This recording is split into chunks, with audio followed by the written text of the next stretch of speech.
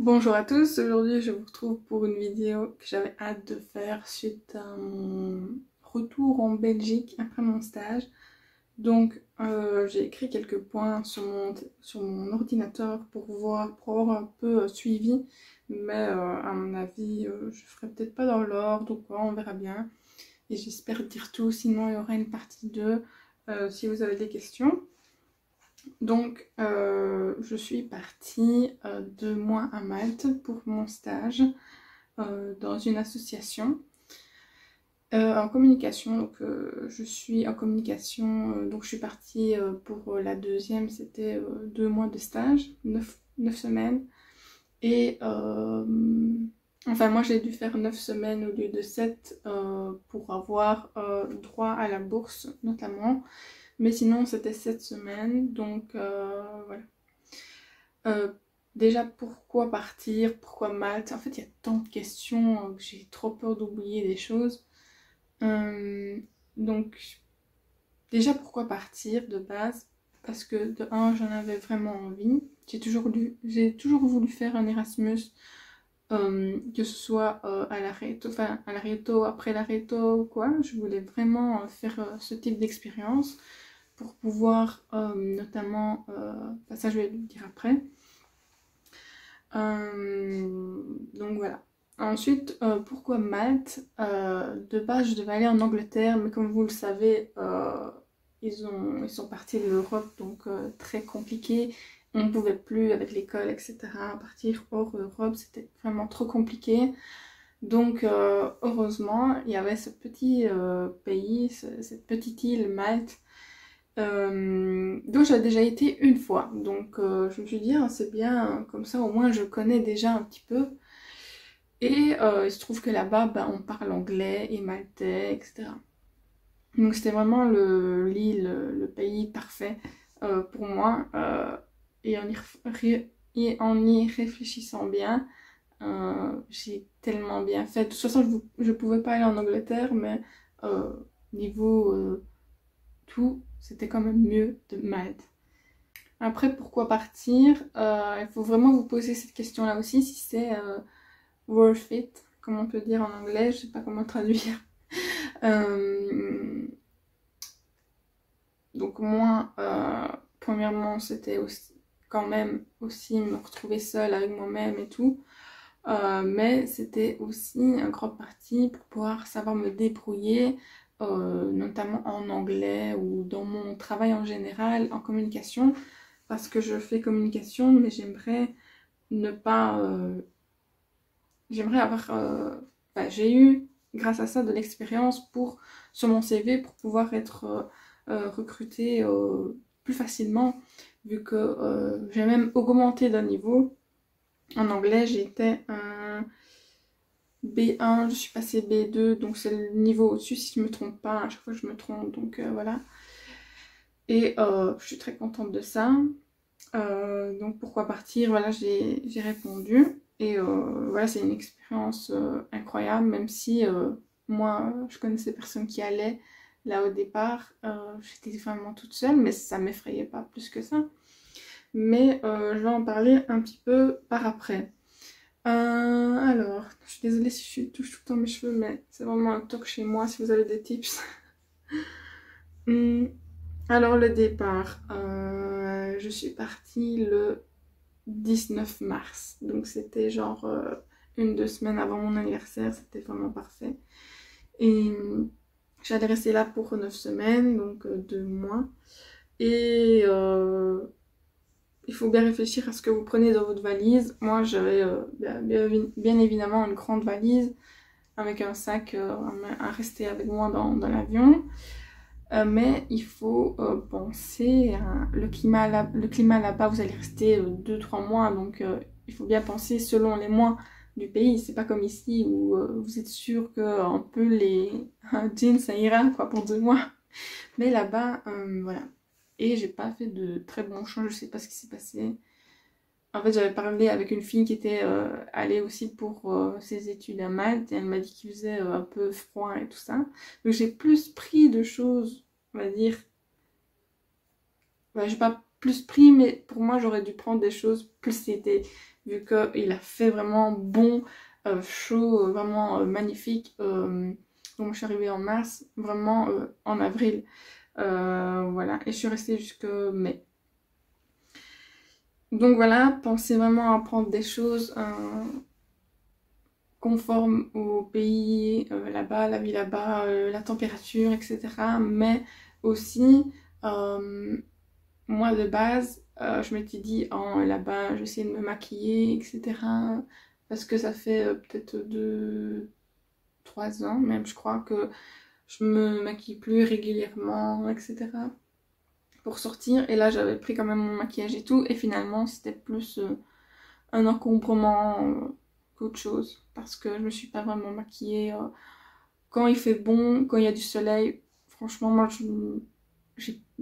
comment dire, j'ai pas envie de me maquiller parce que je me trouve bien comme ça. Bronzée et tout, c'est vraiment magnifique. Pas besoin de maquillage. Enfin bref, ça c'est un aparté pour les personnes qui se maquillent. Alors, pour me repérer là-bas, en fait, moi il faut savoir que je suis très impatiente. Donc, j'ai plusieurs mois avant... au départ c'était en Angleterre, mais dès que j'ai su que c'était mal, j'ai vraiment cherché l'endroit. J'ai contacté mon maître de stage pour lui demander s'il connaissait des endroits. Et finalement, il m'a loué son petit appartement qui est juste au-dessus de chez eux. Donc ça, c'était parfait parce que si j'avais un problème, je pouvais le contacter directement vu qu'il faisait du télétravail en grande majorité du temps. Et moi aussi, du coup, mais je vais te dire un peu après. Enfin, peut-être que je dirai dans une partie 2, plus focus... sur mon stage en communication. Mais sinon, alors mes repères, bah, je regardais, vu que moi je mange végétable, j'ai regardé s'il y avait des restos, etc. Je checkais aussi l'actualité par rapport au Covid. Une semaine avant que je parte, il y a eu des restrictions. Mais bon, c'était quand même 2 mois sympa quoi.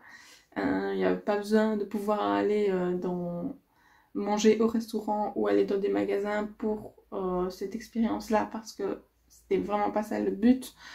Mais bon, niveau mon stage, j'ai pas pu faire les choses que je voulais vraiment, c'est-à-dire être au contact vraiment des gens de la communauté, de l'association. Mais bon, voilà, on verra bien dans le futur. Et donc ouais, voilà, je repérais vraiment tout ce qu'il me fallait. Je regardais les rues aussi pour pas être très dépaysée. Je regardais aussi quand j'arrivais s'il me fallait un taxi pour arriver jusque là, parce que je suis arrivée l'après-midi, mais avec mes bagages, merci, prendre le bus, une heure et demie de bus, ça va 2 secondes. Donc voilà. Ensuite, pour les courses, je sais pas pourquoi j'ai mis ça course. Bref, parce que pour moi c'était quand même important. Sachez que là-bas, les fruits et légumes c'est moins cher qu'ici. Et les produits vegan c'est le même prix. Sauf que les laits végétales là-bas, c'est une dinguerie, c'est cher. Donc il faut vraiment aller chez Lidl ou quelque chose comme ça pour avoir des prix qui ressemblent plus au prix des nôtres en Belgique. Je trouvais ça très bizarre parce que, ok, tout est importé majorité de l'Italie, mais c'est pas loin, quoi. Pourquoi tu... J'ai pas compris. Ou alors des trucs d'Angleterre ou quoi. Hein. T'avais un lait si t'avais un lait à 2 euros, t'étais chanceux, quoi. Donc voilà, 1 litre. Hein. Alors, j'ai mis activité, donc comme il y avait le Covid, enfin, je dis le Covid, mais c'est les restrictions, il y avait plus qu'à, enfin non, il y avait pas vraiment plus qu'à en fait, c'était ça le but, c'est de visiter, etc. Comme je vous l'ai dit, j'ai déjà été une première fois, donc j'avais mes repères et tout, et j'avais même été dans la ville où j'ai logé, donc c'était vraiment parfait. Je me repérais alors que ça faisait 2 ans que j'y avais pas été, mais c'était vraiment cool en fait, et je regrette vraiment pas, parce que ça m'a aidé quand même. Et qu'est-ce que je dois dire? Activité, là-bas il y a la mer, il y a la plage, vous pouvez faire des randonnées, c'est tout ce qu'on a fait. peut-être que je mettrai des vidéos entre tous, où je mettrai tout à la fin pour que ce soit plus facile, pour voir toutes les activités qu'on a faites, de ce que je me souviens, etc. Je dis on parce que finalement j'ai rencontré des francophones, une de Belgique et une de France qui travaillaient avec moi dans la même association. Il y a trop de choses à dire, c'est fou. Et pour parler un peu de mon stage là-bas, je travaillais en télétravail la majorité du temps et j'allais au bureau tous les mercredis, sauf quand on avait le projet de vidéo et qu'il fallait tourner les interviews un peu tous les jours. Mais voilà, qu'est-ce que je pourrais dire d'autre? Peut-être pour conclure aussi, si vous hésitez, franchement n'hésitez pas, parce que si vous avez quand même pardon, un peu d'argent de côté, et etc. C'est vraiment bien. En plus, l'école vous aide en vous offrant une bourse. Donc ça, il faut vraiment... Ça, c'est vraiment une belle opportunité. C'est que l'école vous donne par mois de l'argent pour pouvoir avoir plus facile. Donc si vous avez de l'argent en plus en côté, c'est encore mieux. Moi, j'ai pas dû dépenser autant que ça, vu que la plupart des choses étaient fermées, mais voilà quoi. Sinon, en général, mon stage s'est très bien passé. Il y avait un bon feeling avec mon maître de stage, très sympa. Il était jeune. Quoi dire d'autre? Voilà, si vous avez des questions, n'hésitez pas, je ferai une partie 2 parce que je suis sûre qu'il y a encore plein de choses à dire, mais je ne sais pas trop par où commencer. Donc, j'ai dit comment dire, en général, tout ce que vous deviez un peu savoir, comment vous préparer, etc. pour partir en voyage ou en stage, etc. Donc, à mon avis, je ferai d'autres parties en vous montrant les lieux où visiter, mais à voir. Sinon, j'ai posté un vlog quand j'étais là-bas, parce que de base, je voulais faire des vlogs tous les jours, mais franchement, avec mon stage, c'était pas trop possible, quoi. En plus, j'avais des travaux à faire pour l'école, c'était vraiment ça le pire, parce que ça stressait à mort, surtout dans les derniers jours, où c'était des travaux pour les examens, je stressais, donc ça c'était moyen, mais voilà. Donc, si vous avez des questions, n'hésitez pas en commentaire, et j'y répondrai en vidéo, comme ça sera beaucoup plus simple, et voilà. Je sais que je fais pas trop de vidéos, mais voilà quoi. S'il y a des trucs intéressants, je fais une vidéo dessus, mais sinon, voilà, quand j'ai le temps, etc. Voilà. Donc j'espère que vous avez aimé cette vidéo. N'hésitez pas à la liker car ça aide beaucoup. Ça peut aider d'autres gens qui verront la vidéo en recommandation, et ça m'aide moi aussi, et à faire plaisir aux gens, etc. les informer. Donc voilà, je vous dis à la prochaine vidéo du coup.